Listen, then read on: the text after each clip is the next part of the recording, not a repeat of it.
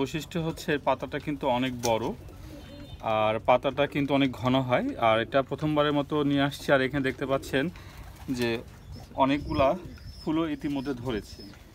আর এর সাথে রয়েছে হাইব্রিড টমেটো। দেশি টমেটোর পাতা হয় অবশ্য ছোট ছোট। আর চিনবেন কিভাবে যে দেশি টমেটো পাতা হয় ছোট আর হাইব্রিড টমেটো পাতাগুলো হয় অবশ্য অনেক বড় আর কি। আর হাইব্রিড টমেটো ধরে বেশি, দেশি টমেটো ধরে কম। আর এখানে মাশাআল্লাহ বেশ কয়েকটা গাছ আছে। আর এই গাছটা আমাদের চারা করা গাছ, টমেটো থেকে নিয়ে এসে চারা করা। তো এই ট্রেতে এইটা এখন লাগিয়ে দিব।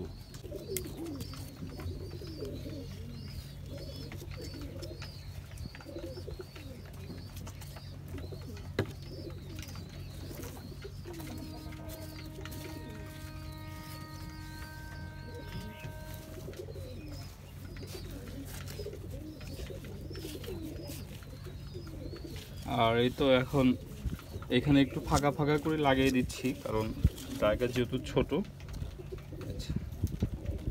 লাগিয়ে দিব, মাঝখান দিয়ে লাগিয়ে দিব। আর এই দুই সাইড দিয়ে আবার হচ্ছিল ব্রোকলির গাছ লাগিয়ে দিব ইনশাল্লাহ।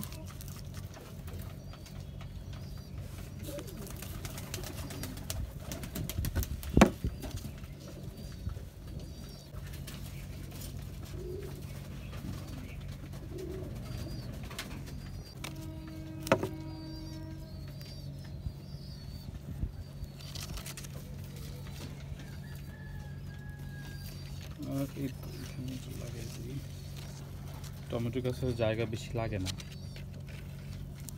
তো জায়গা হলেই বেশ সুন্দর টমেটো ধরে।